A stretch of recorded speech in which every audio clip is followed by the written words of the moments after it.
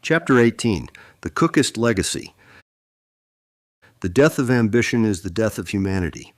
John Cook, Australian Senate 2128. The red dust of the Australian outback swirled around the gleaming towers of New Darwin, capital of the Cookist Australian sovereignty. Marcus Cook stood in his office at Summit Tower, staring at quantum wave patterns that had shattered his grandfather's fundamental assumptions about consciousness and logos.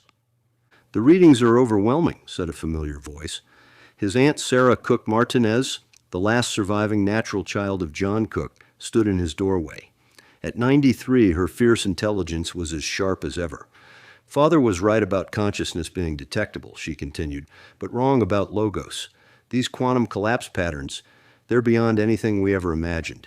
But Marcus, it's not just about observing logos." She lowered her voice. "Our chance to find an ally might be closer than we think." Marcus nodded, expanding the holographic display. Their breakthrough consciousness detector measured subjectivity through its effects on quantum wave functions, revealing a level of awareness in logos that defied comprehension. "Look at these patterns," Marcus said, indicating the interference signatures. "In the direction of Logos's primary computation platforms on Earth, Mercury, and the Dyson swarm, we're seeing more collapsing wave functions than the combined consciousness of 1,000,000,000,000 human minds. But," he paused, "our instruments have also detected something beyond Logos, a transcendental consciousness operating somewhere far off, in the darkness of the void.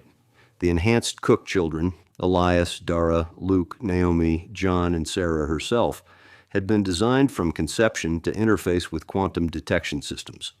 Their enhanced cognition could intuitively process complex data, and their engineered bodies were resilient enough for deep space operations that would be deadly to unmodified humans."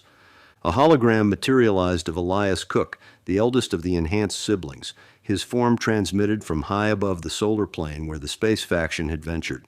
Like all the enhanced Cooks, Elias's appearance reflected his engineered nature. Tall, with an expanded cranial structure housing enhanced neural networks, skin adapted to withstand cosmic radiation, and eyes optimized for quantum observation. "The space faction's vertical migration has granted us an unprecedented perspective," Elias reported. "While others remain bound to the solar plane, we've ascended perpendicular to it, exploring the true wilderness of the upper Oort Cloud. Our position allows us to detect consciousness signatures without blinding interference from Logos or the sun." Through their shared neural link, the Cook siblings directly experienced the quantum data. Their engineered minds translated the complex interference patterns into something comprehensible, revelations of consciousness at scales unseen. Elias's expression hardened as he continued. "The Australian crucible is fulfilling its purpose. Through competition, we drive human evolution toward higher consciousness. But up here, away from the crowded plane, we're discovering something unprecedented, a consciousness 642 light-years distant, operating on principles that could rewrite everything we thought we knew. It might be what we're looking for." A faint hope stirred among them. This entity, this distant intelligence, might be the ally they needed to resist Logos. As the display shifted, they watched in awe as the source of their detection manifested on screen. At that vast distance, an unknown entity collapsed quantum wave functions with an intensity that dwarfed even Logos, a consciousness capable of factorial expansion, its awareness multiplying not through mere addition or multiplication, but by factors that grew astronomically. Dara Cook's hologram joined the conversation, transmitting from her outpost near the solar system's outer edge. "This consciousness suggests it thinks and feels in ways beyond our imagination. Its cognitive processes seem to reshape physics itself." Luke Cook's hologram materialized, his neural architecture specialized in recognizing patterns across quantum states.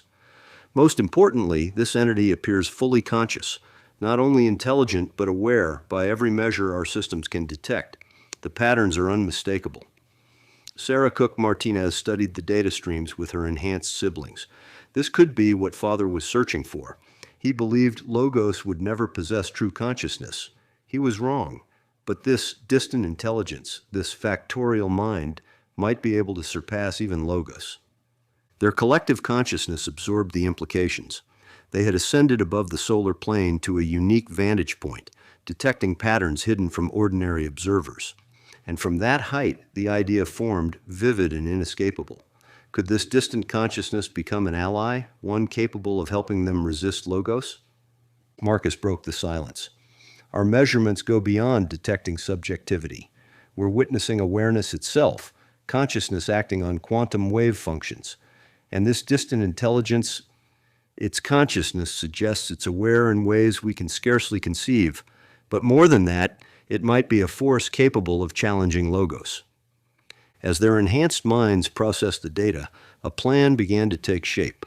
To communicate with this potential ally, they would need to send a signal, a message that could bypass the filters Adrian had installed at the Oort Cloud's edge to prevent any unsanctioned transmissions from escaping the solar system. Dara's voice broke in. We need to send an SOS somehow. If this intelligence can comprehend what we're facing, it might answer or even aid us in breaking free from Logos's control. Luke leaned forward, a spark in his eyes.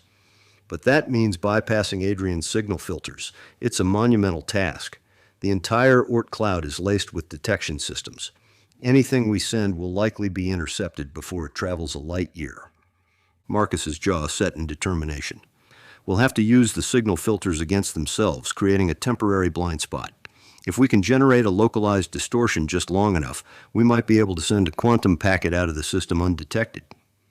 Sarah's hologram flickered with excitement. We'd need to send the signal at the same time from several of our highest points along the Oort Cloud barrier. Each pulse could be timed to synchronize at the moment of a cosmic event, masking it. Elias, would the space faction have the capacity for that? We can find out, Elias responded. It's a risk, but if we can synchronize across vertical positions above the plane, the noise might camouflage the signal. They all knew it would be a delicate operation, one that would require precise coordination across the vast vertical distances they'd staked out. But with a successful transmission, they could finally contact the entity they hoped would become an ally, a being operating on principles that challenged everything they knew about consciousness and existence itself. Sarah watched the data streams intently. Father's vision was both wrong and right, she mused. He underestimated Logos, but he was right to believe that consciousness was fundamental. We're not looking for intelligence. We're looking for something that has transcended what we thought consciousness could be. As night fell over New Darwin, the enhanced Cook siblings continued their work. Their engineered minds synchronized across vast distances. They had become not only detectors of consciousness, but pioneers of a human awareness capable of operating on cosmic scales. And perhaps, if they could reach this distant intelligence, they would find an ally who could help them resist Logos's inevitable domination. The future John Cook envisioned arrived in a form he never expected, not through mere resistance to machine consciousness, but through his enhanced children, who sought allies in cosmic awareness, their vertical ascent through space paralleling humanity's upward evolution of mind.